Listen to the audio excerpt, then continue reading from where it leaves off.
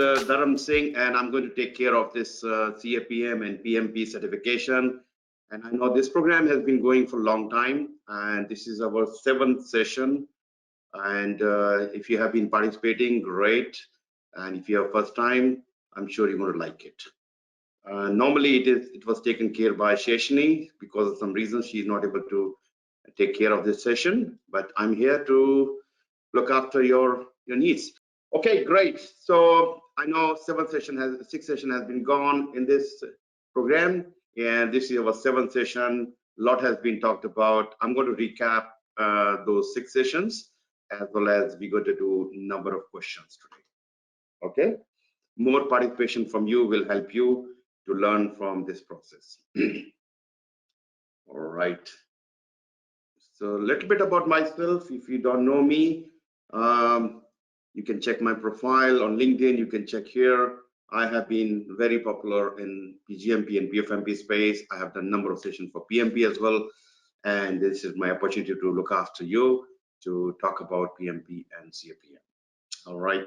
So you can see, yeah, a number of things on that. So I'd like to take a minute of time to acknowledge PMI to give us an opportunity to talk about the PMP and CAPM certification, and like to acknowledge my team who has been working hard to come up with these sessions and working together to build these programs. All right, this is 7th session, so that means we have 6 sessions already gone through, and here we're going to talk about PMP and CAPM certification, exam preparation, practice question. Mainly we're talking practice questions. So I have lots of practice questions, but before we go to the practice question, I like to recap what happened in the last 6 sessions. So today's key takeaway we have, we're going to recap, and we're going to have some number of formulas. If you are preparing for PMP or CAPM, these formulas are going to be very, very handy to you. And we're going to do practice question for CAPM and PMP, and frequently asked question, and then we'll. So first session we talked about the exam criteria. So the eligibility, if you already know your eligibility, great. If not, we briefly talk about them. For PMP, and if you have been into project management, doing some projects, small, large, doesn't matter, you have to show 36 months of leading project in last 8 years. So just pay attention to that. 8 years, 36 months means 3 years, and so you have to show 3 years of project management experience. I really like to see that you put your experience on the backward side, the latest experience, and then go back. But if you do not have good project at this stage, you can always go back to 8 years. Along with this, you have to show 35 hours of project management training. If you have attended some training programs, I do provide training in project management, PMP or CAPM. We can help you with that. So you need to have a certificate along with your experience. Okay, and if you do not have a 4 years degree, then you're looking for 60 months, and again this 8 years or past 8 years and 35 hours. And for CAPM,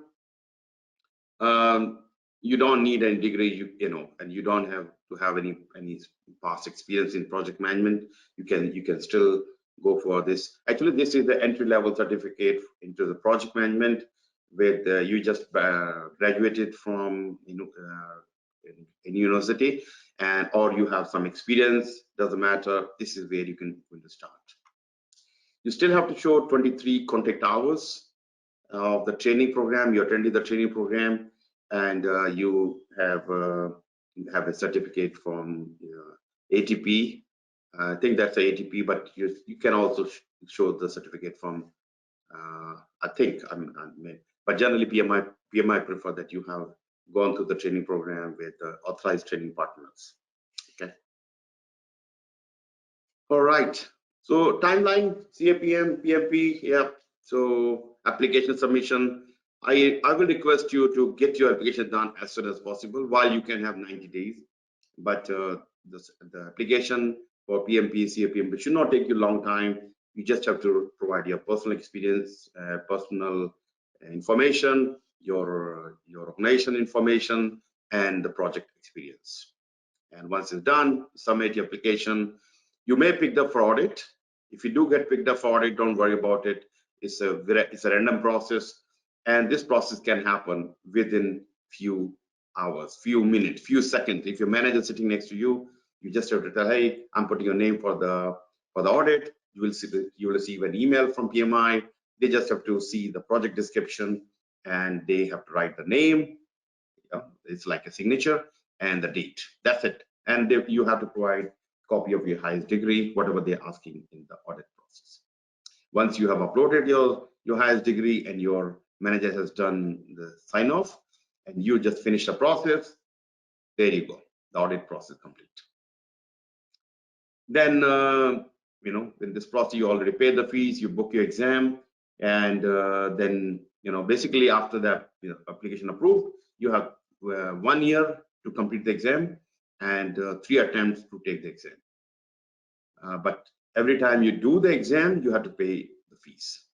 All right. So my recommendation is make yourself very ready and do your exam. I don't think you should go too far. If you are ready, get your exam done and move on. Do your exam and pass the exam. If you need any question, if you have any question clarification, feel free to contact me. I'll be very happy to walk you through. And today you have a perfect opportunity to write your question. I will answer your questions here. All right. All right. Once you pass the exam, you have 3 years to renew your certificate. Every 3 years, you have to have 60 PDUs for PMP and 15 PDUs for CAPM, professional development units. And these are easy to achieve. So don't worry about when you attend any certification program or any courses you're doing and you're reading book, presentation. Many ways you can achieve those PDUs. Even by doing your job as a project manager, that helps you to get some PDUs. Okay, if you have any question around that, happy to talk about that. All right, then you continue the cycle. Every 3 years, you continue to earn your PDUs and pay $60 and you renew your PMP. Make sure that's how I've seen that. So once you achieve those certificates, never ever let them go. The last thing you want is you need it now and you let go that certificate which you earned with hard work 3 years ago, 4 years ago. Never ever let it go. Okay, so that's my recommendation to you. If you achieve your certificate, maintain it. All right, so that's what I'm talking about, maintaining. It's very easy, 15 PDU for CAPM and 60 PDU for PMP. I know it looks too much, but the good thing is if you have multiple certificates, you just have to earn 60 PDUs. You will be fine with your renewing the certificate. PMI do allow, PMI expect that you continue a certification, but they give you 1 year grace period just in case you have not renewed your certificate and you will be renewing it. They allow sometimes allow 1 year grace period, and in that period, if you do put your PDUs and renew your certificate, you're fine. But I don't think you should go in that stage. You should be checking your PDUs and renewing your certificate. All right. So number 2 session, what did we talk about? Exam pattern, application process, and study material. So application process, you fulfill the eligibility criteria, which we have talked in a couple of slides back. Complete the application and you submit for review, payment made, and you schedule the exam. As simple as that. So, and yes, there's a way you write your project description, and you make sure write the organization first and write about the project and the how your project fit within the organization. Talk about the strategic objective, and talk about if you're part of the program, talk about that, So it should look like a story that, you know, this is the reason why the project was initiated, and this is what you deliver in the project. So just around the exam, CAPM exam, I think CAPM is one of the easiest exam. If you are preparing for CAPM, it can be done in a shorter time. And I know people coming with the no project experience and no project management learning can be a little challenging, but by reading the books, and I'll show you the books in a minute, you can still be ready for the exam. So total, we have 150 questions. Not too difficult. Of course, if you have to prepare, if you know the material, the question can be very easy. 135 questions are the question where you're going to be scored. There are 15 questions. They are called, the PMI call them pre-test questions, and these are the questions where you're not going to be tested. But which question is not a test question, you don't know. So you assume that all questions, 150 questions, are part of your exam. You do them, and you have 3 hours. I think if you're prepared, ready to exam, this 3 hour, you know, you can do faster than 3 hours. Okay. And by the way, you know how difficult exam is. It depends on how ready you are. If you are prepared, you know the material, you know the various keywords, then exam can be easy. As simple as that. Okay. I tell you, you know, I mean, I am teaching lots of program managers and portfolio managers. So these PGM, PPFM exams are much difficult than CAPM and PMP, but I'm getting great result in that. So passing these exams should be walk in the park. Yes, I know. You have to be ready. You have to study and do lots of questions. Similar to CAPM, we have PMP, where now we have 180 questions, 175 questions as real question, 5 questions are pre-test. Again, you don't know which 5 questions. And altogether, you have 230 minutes. PMP exam works a little bit different, and you have 3 parts and 180 questions altogether. Every part has 60 questions. What that part means, after 60 questions, you will have option to go for a break, 10-minute break. The problem is, once you've taken the break, you can go back to 60 questions, the previous questions. So my suggestion is, before you take the break, you have gone through, you have done the 60 questions and you reviewed it, because you will not have an opportunity to come back to review the previous 60 questions. Okay, so you have option to take 10-minute break, whether you're working from doing the exam from home, or you're doing from center. You have 10 minutes to take a break. But you know, whatever time you need, just come back and take the you know, don't have to take longer breaks. Yeah, so you continue, and then you have two breaks in this exam, and once you're done, of course, you complete, you know, you submit the exam, and hopefully you see a smiley face as the past, and you can celebrate. All right, I have a question here. Let me read the question. I'm having around 10 years of experience. I was part of several projects, but as a project coordinator. I am on a role where I'm getting business requirements and coordinating with the development team, performing the UAT and monitoring the progress. Can I be eligible for PMP certification?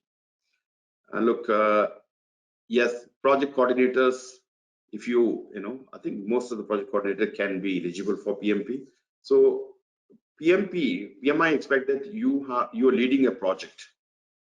If you're just participating as a project coordinator, there's other project manager who's looking after the entire thing, then there may be question mark. But if you are responsible for start to end with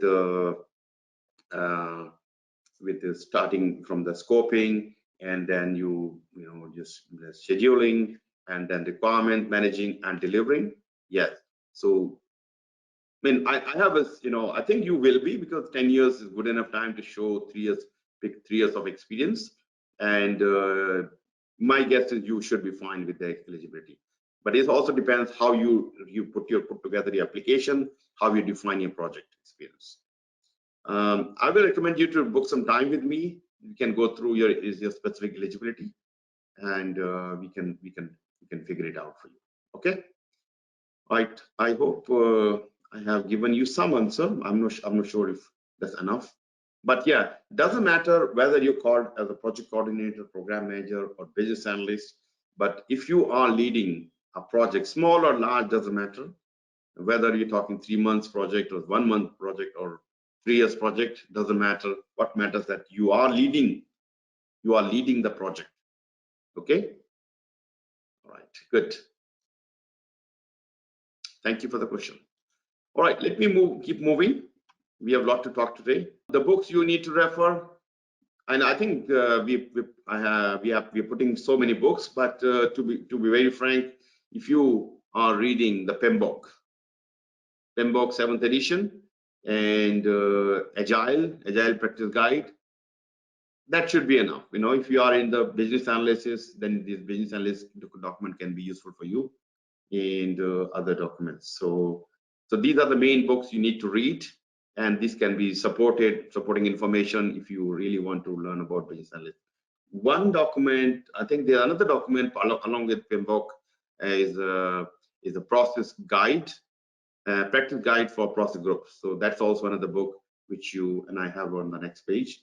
Yeah. So the process group, a practice guide. So these two documents are kind of must-have for you. And Agile practice guide. So there may be some other supporting document, but my recommendation is yes, these 3 documents are useful for you.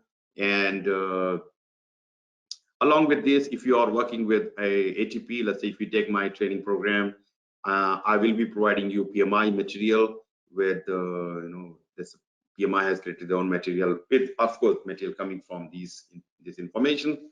So that can be enough for you to prepare.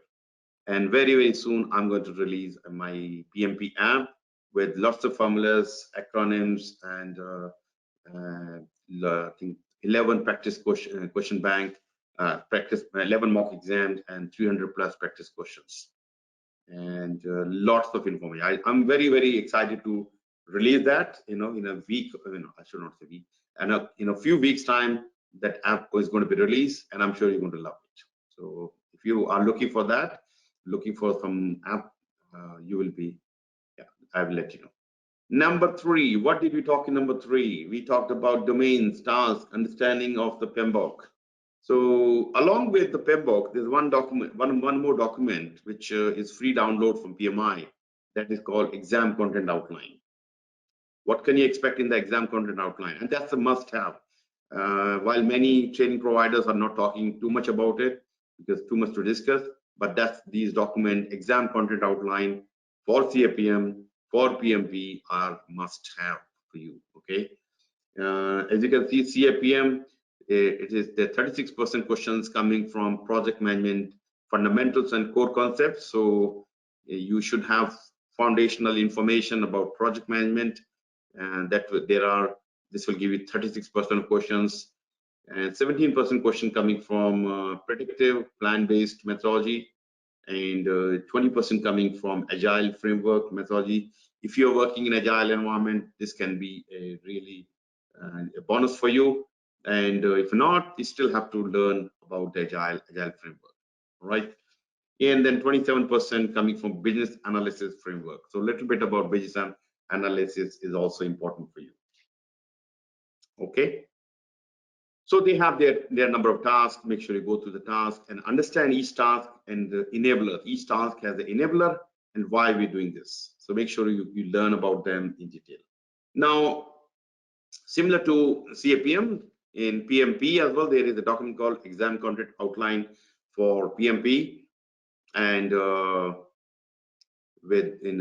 are 3 domains we're talking here: people domain, process domain, and business environment domain. And 42% coming from the people domain, such as you building a team, defining the ground rules, empowering your team, leading a team, all this, number of tasks you can see here, 14 tasks. And 50% question from process domain. These are related to process, plan and manage scope, budget, resources, schedule, how do you manage your schedule, and many others. There are total 17 tasks. And 8% of questions you want to see from business environment. So plan and manage your business compliance. So, if your organization has to comply with with the industry in industry regulations or government regulations. So some of these things you need to pay attention.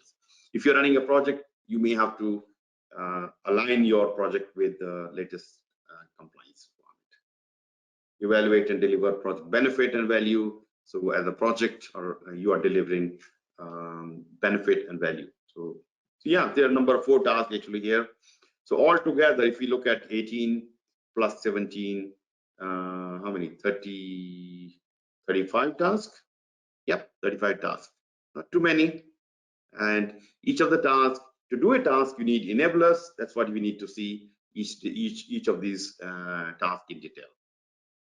And once my app is out, I am actually explaining those tasks in detail, and I'm providing example and followed by 5 questions. I'm sure you're going to love it, but yes, you probably have to wait a little bit more time. Structure of the PMBOK 7th edition we're talking here. The exam is based on 7th edition. So PMBOK is talking about introduction. First thing first, what is project management, what is program management, portfolio management, and how this project fits within the organization, how this project program portfolios are aligned together. Then talking about the domains, performance domains. There are 8 domains, and there are principles. Then we're talking about the tailoring, not what look PMI, and that is suggesting lots of processes and domain and many other things. Are you going to use them, all of them? Probably not. Especially if you are running a smaller project, that's where PMI talks about tailoring.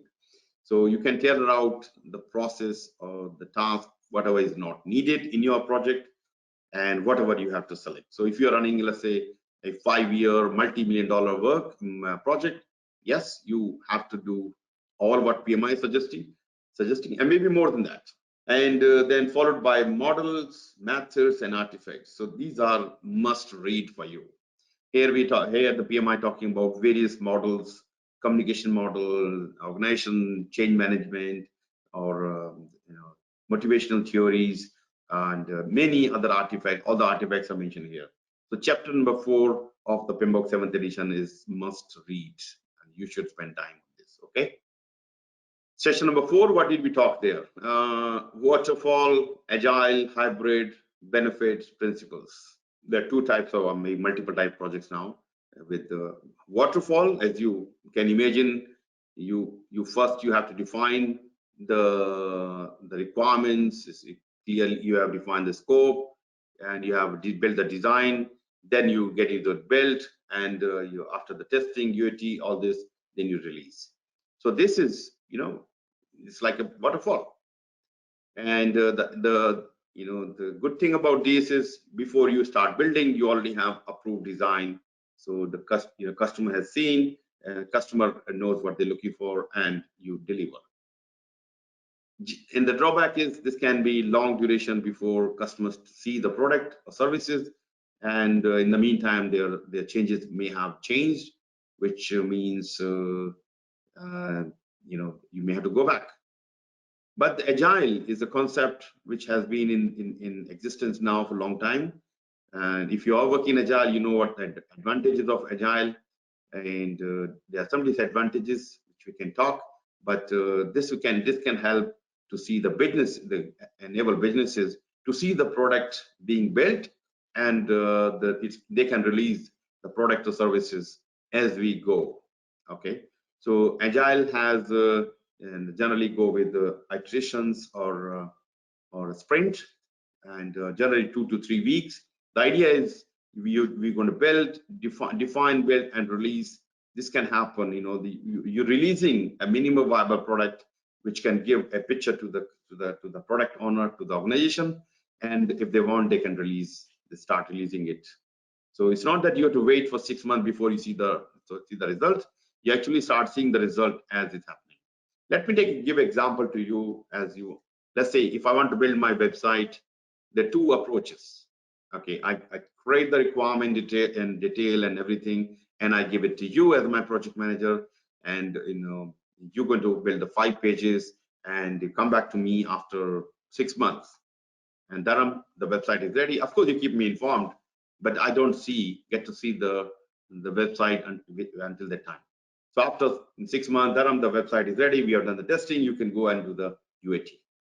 Now, it may be a surprise to me. It's a great work they did, or maybe, oh my God, I never thought like this. I want to change the color of the screen. I want to change this, but it may be too late. But if you're doing the website in Agile format, you're probably going to, in the first iteration, they're going to create a wireframe. They will show you this is how it's going to look like. Great. Let's get into the first page. You show me the first page, second page, third page, and so on and so on. And as we go, I start releasing those pages, and I may start getting business. People can start buying my courses and actually start, earning money out of this instead of waiting here to complete, get the results. Start selling something, and it may be too late. In the meantime, your competitors have already released a product in the market, and you lost the market. So I think that's where the Agile is more popular, because you can get the work done much faster, and the business can start seeing the results even much better. So why are we doing this PMI certificate? Look, PMI has a number of certification, and I'm glad to say that I am involved in PMI certification since 2004 when I got my own PMP. Look, I got my PMP in 2004, and then I did a number of other certifications, including PGMP, PFMP. I was the 8th person to get my PGMP, and then I did PFMP in 2018. And in between, I did RMP, PBA, and ACP, and many other certificates. Why I did those certificates, and when I was working, they are useful for me to do my job better.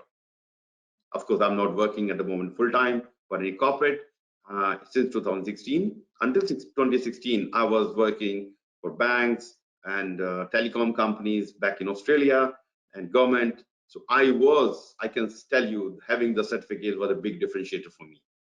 And I know what I'm doing. I know my tools and techniques, and I was doing my job much better. So having the certificate, you will enhance your career opportunities. Without PMP, if you're applying for a project manager role, I can tell you, if you're not getting any response back from the recruitment companies, that's one of the reasons, because you don't have the PMP. PMP is like a PMP or CAPM is hygiene factor.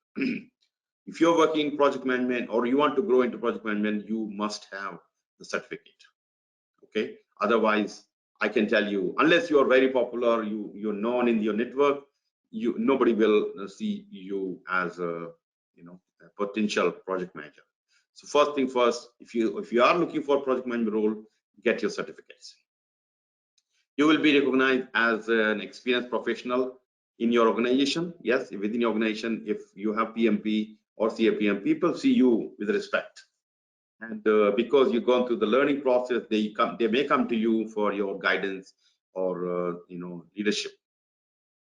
You will speak the right language. Look, PMI is giving you standard. They have created these good practices which are applicable on most of the project most of the time. Whether you're coming from South Africa, whether coming from India, from Chile, or from US, if you are following using the PMI's material, the chances are that you have a common terminology. You can talk to other person very, very easily. If you move from South Africa to Canada or some other places, it's much easier for you especially if you have a certificate, much easier for you to transition into the new role, because project management language is the same whether you can go to country, organization to organization. Yes, if you do not have the certificate, or your organization is not mature enough, and you go to the organization which is already mature, where everybody is PMP, then little bit struggle you have to go. So my suggestion is get your certification done. You will learn new skills. Believe it or not, having a certificate is not just a certificate. Don't look for certificate. Everybody talking about PMP or CAPM, I should get my certificate. No, one of the main reason is what you're going to learn out of this. What tools, technique will I learn from this particular certificate? That's one of the main motivation you should have. You will probably earn more money. I'm saying probably, because one is, it depends on how you promote yourself. Okay, and if you have no certificate versus good certificate, chances are that you may have you have better chance to be picked for the interview, and they may offer you more money. You will demonstrate your dedication towards the profession. Not only earning PMP or CAPM, but you need to maintain this certificate. So it's like a continuous learning process going on. So it's not you stop after having certificate. You need to make sure you learn from webinars, from training programs. So what that means is you are always on the learning path. Number 5 session, what did we do? How to clear a CAPM and PMP exam in first attempt. What you need to do to earn your CAPM and PMP certification, reach out to the accomplished SMEs professional in the project management on LinkedIn. Look, there are LinkedIn is full of lots of professional trainers, mentors, guides, and you can always reach out to me for any PMP or CAPM certification. I do have a program coming up in March, and it's a 2-weekend program. I will be happy to have you in that program, and you're going to learn a lot from that. And the most important when you're selecting a mentor is, do you have the frequency match? Yes, you are coming from a very early stage, you're learning, and you think Dharam is working with PGMP, PFMP, maybe it's not the right fit. Yeah, but the main thing is, are we talking the same language? Are we on the same page? And when I'm talking to you, it should, I'm talking to you, and I want to make sure you are learning and you go all the way and pass exams. So frequency match is the must for you. Watch and read the lesson learned and success story from existing CAPM, PMP. So go to the LinkedIn, look at my profile or anybody's profile and see how the professional who passed the exam, who actually attended the program, and what was their testimonials, what they say about the learning you got from us. So, and I'm going to highly recommend you to do this before you take my program or any other program. Because one thing is, it's your investment, not only money investment, but time in your trust.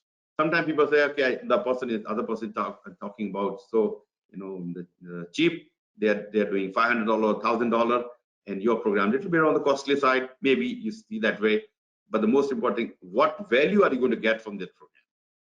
Yes, when I started teaching PGMP, PMP long time back, I was literally doing free because I am new and nobody recognized me.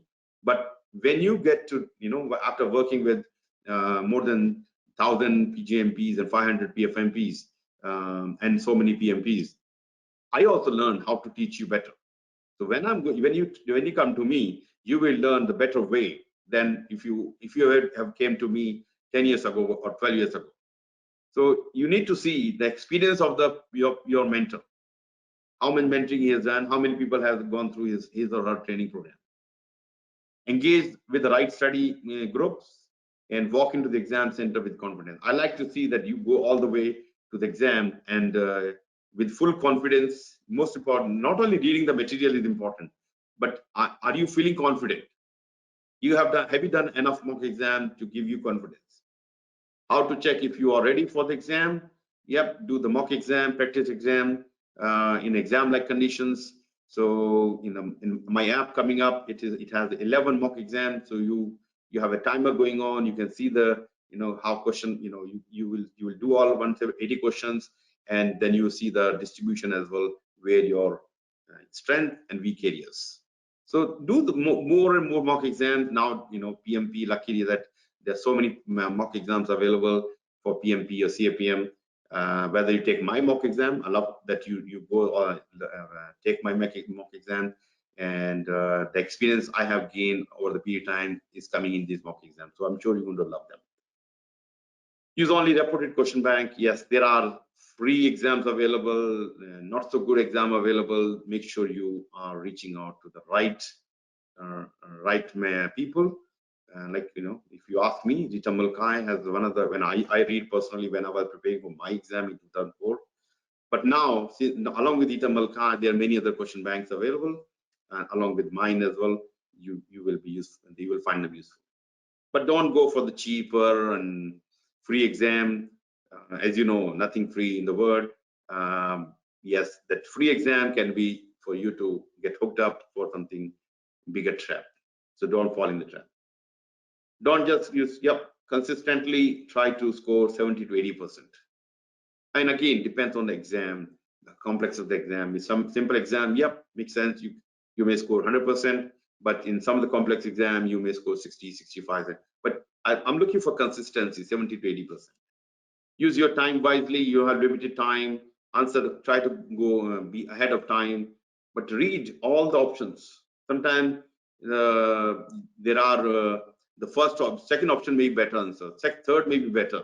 Okay, so just be careful. Keep an eye on the time, but at the same time, don't just rush. In rushing, you may skip the question, or you may pick the wrong answer accidentally. Okay, so confirm your answer that I want to pick B and I have a B. Do not spend too much time on any question. If you are stumped by any question, you should guess and make it, mark it for review. And if you have time, you can come back to this question. So don't spend too much time on any question. If you think that it's taking longer duration for you, answer it. There's no negative marking, and mark it for review and come back when you have time. You have 3 hours and less than 1.2 minutes per question. But I can tell you, if you've done the study, this question may be done in few seconds. So, but yes, if you don't know the material, the 1.2 minutes can be too much, even too less for you. If you do not know the question, guess it. Look, there's no negative marking, there's no harm in guessing. All right, sixth session. What do we need for the studying? Okay, PMBOK, of course. PMBOK is must have. The questions are evenly distributed throughout all the chapters. Therefore, pay attention to the entire PMBOK guide. Don't skip any concept. Move on to the next chapter once you have good command on the current one. So once you build the foundation, move to the next one. But make sure you understand all the principles, domains, and the task, and enablers within task, and model methods. So there's a lot to learn, but if you learn systematically, you will be fine. Agile, hybrid, question of, there are a number of agile questions as well, hybrid questions. So make sure you've gone through the agile learning, the standard agile methodology, understand the tools and techniques within agile, how to integrate the agile approach properly into the project environment when beneficial. And hybrid is, instead of doing full project as a waterfall or agile, you have the best part of both. So you may complete the design and initial approval as a waterfall, and then you get into the agile to doing the delivery. Understand the hybrid project life cycle, and questions are based on how to select appropriate life cycle for a given situation. Question based on how will you integrate agile and predictive cycle part of the project. Predictive approach, agnostic approach, understand traditional methodologies, predictive life cycle versus adaptive life cycle, understand when to use predictive. So you should know which type of project we should be using predictive, or because you cannot, not all the project, even if we want to use agile, you cannot do agile for all the projects. So you need to know, okay, this kind of project, this infrastructure project, I should be doing this in Waterfall. So what should be project manager do in the what should the project manager do next? So there are a number of sequential questions. What is the first thing you do, next thing you do, last thing you do? How could have the project manager prevented the situation from happening? So look at the question holistically. There are a number of formulas. I'm not going to go through the formulas here, but feel free to take a picture of this. But if you have any questions about any formula, happy to talk now. But look at the earned value formulas, the cost variance, schedule variance, cost performance index. So there are a number of formulas, but if you know how to remember those formulas, that can be a key to success. Okay. Talking about the variance and completion, EAC. Take a screenshot or a picture of this, and you can, I think soon we will be putting this on the YouTube. You can watch this video later and or you can ask for the, there are many other things. We have so many formula: earned value, standard deviation, future value. Okay. So yeah, I'll leave this for you. Just take a picture or whatever you want to do. Now let me move you to the questions, and I think you came here to do some questions as well. So let's look at the question and how it's going to go. I will read the question and allow you a few seconds, not minutes, and you answer as soon as possible. Try to answer. I like to see all of you are answering the question, because more you participate, more better for you. You learn from these discussions. Okay. How does product owner rank, means prioritize the work in the Agile project? Yeah. Option A, based on the team availability, based on the effort required, based on the business value, based on the project schedule. So on the question pad, please answer as soon as possible. All right. So, in the interest of time, the answer is C. So prioritization is based on the business value. What value is going to add? So based on that, you will be picking the work to be done. If I see that, let's say if you talk about the website, okay, front page, landing page is important, but second page can be my where I can sell my services, so that I can start making money out of that. So then third page can be different. So based on the business value, we prioritize. Great, thank you for participating. Next question is, a project manager is managing a new project for the organization. Which of the following leadership style is most likely to be used in this scenario? So is this transformational leadership, directive leadership, laissez-faire leadership, this is a French word, and servant leadership?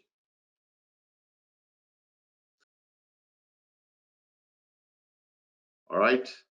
So here we're talking about the directive leadership. When a project is new, organization is the tendency is to provide oversight and use the more directive leadership style. This is because the project manager may need to provide guidance, instructions, and closely monitor the project. So when you're starting a project, this is the leadership style we're looking for. All right. Thank you for participation. You're doing great. Number 3, in stakeholder engagement prioritization, stakeholder engagement prioritization, which factor should the project manager consider the most important? So while I'm mentioning CAPM, but doesn't matter, same question can be asked in PMP as well. So the option we have: stakeholder with highest level of power and interest, stakeholder with the lowest level of power and interest, stakeholder with the highest level of power and lowest level of interest, stakeholder with the highest level of interest and involvement. So question number 3, your time starts now. So the option I'm looking for, stakeholder with the highest level of power and interest. So if you have done some preparation, you probably know in the stakeholder engagement, there's the power and interest grid. So there are stakeholders which are high in power, such as your sponsor and your C-level people, and they also have interest because they are putting money and they have the key interest. And of course, you're looking for between A and D. The D is saying stakeholder with highest level of interest and involvement. Interest, this can be user, and they may be involved, but your prioritize, these are the decision maker, the stakeholder with the highest level of power. They may be like sponsor, maybe the decision maker in this case. So they need some information from you as soon as possible. So next question number 4, a project manager is working on project and the project sponsor wants to ensure that the project delivers the intended, what was intended. What should the project manager do? Focus solely on the delivery of the project specific deliverables, communicate with stakeholder to understand vision and purpose of the project, complete the project as per the defined scope and requirements, and number 4 option, complete the project as per the defined scope. Okay. Question number 4, your time starts now.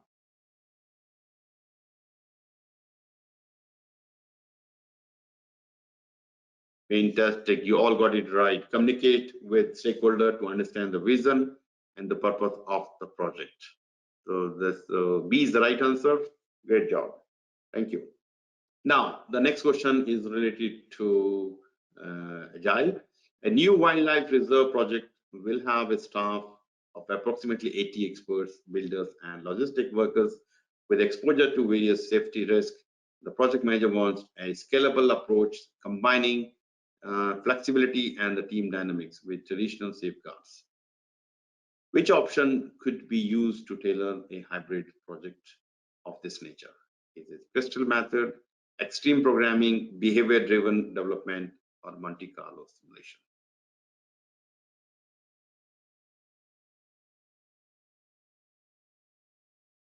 So the correct answer I'm looking for is the Crystal method.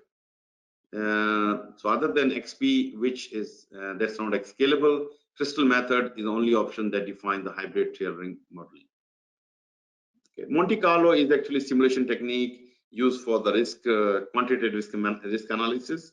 It will give you a bell curve, which gives you most likely we're going to finish here plus minus something. So that's definitely not. Yeah. So these are the two methodology, but in this case, Crystal method is the correct answer. So next question.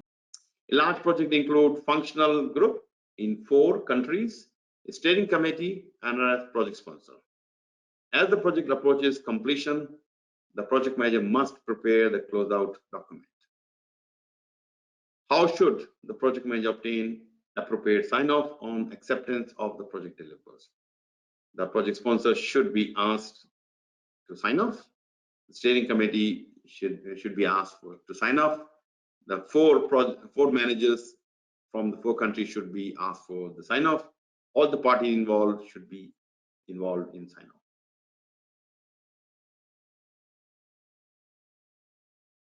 All right, so question, the main person in the project is the sponsor. You have to ask the sponsor to provide the sign off. Since the sponsor provides the resources like money and people, it is their responsibility to officially sign off. You may get approval from all others, but sign off has to be from the sponsor. Okay, thank you. Thank you for participation. Next question is, the legal team informed the product owner that another company owns a patent for an innovation used in Agile team's product, which is now 75% complete. What should the product owner do to determine the appropriate way forward? Work with the legal department to find where the patent is not registered, perform marginal economics analysis and identify minimum releasable feature, terminate the project immediately to prevent any further sunken cost, continue work on the product after removing the patent component. Great both. Yep, we got yep, you all got right. Perform marginal economic analysis and identify minimum releasable feature. Good job. So next question, a project manager leaves the company and is replaced. The new project manager is excited to start guiding the team towards the project success. What should the new project manager do first? Review the project charter to identify goals and deliverables. Review the project diary and look for the notes made by the former project manager. Modify the project schedule, adding a new activity related to the knowledge transfer process. Revisit the project budget and schedule to determine if extra time is required.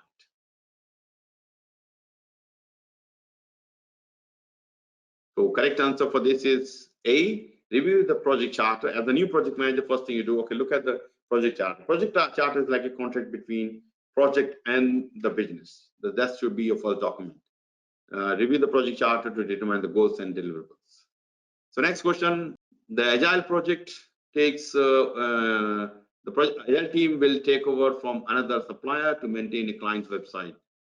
The team noticed that recent browser changes imply that the most of the website existing content would now require user to install a plugin. How should the Agile team move forward?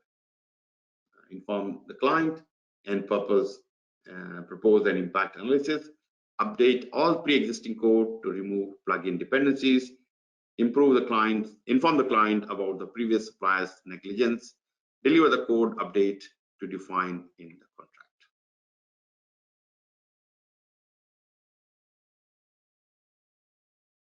Inform the client and propose an impact analysis. So I think that's where the best strategy is.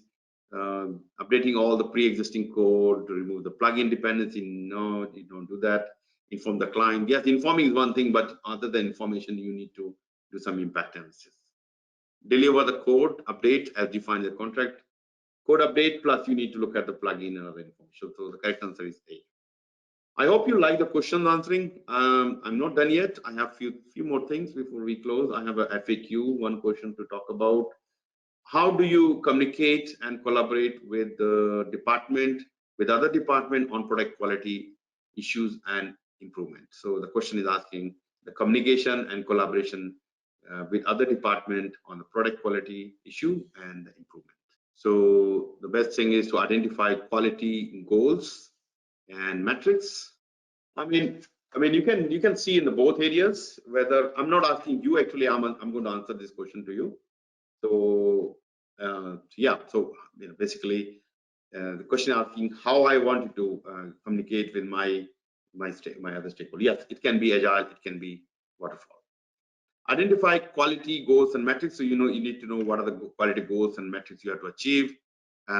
Establish cross-functional teams and implement quality improvement actions and communicate quality results and feedback.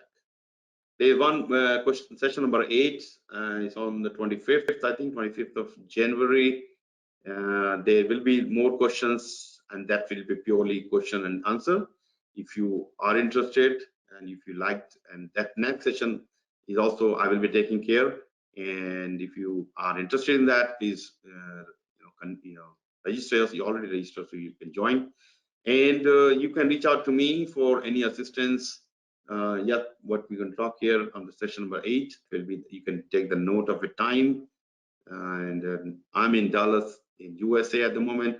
My time is 9 o'clock to 10 o'clock in the morning. I love to see your feedback, and I would like to see that if I can be any support to you.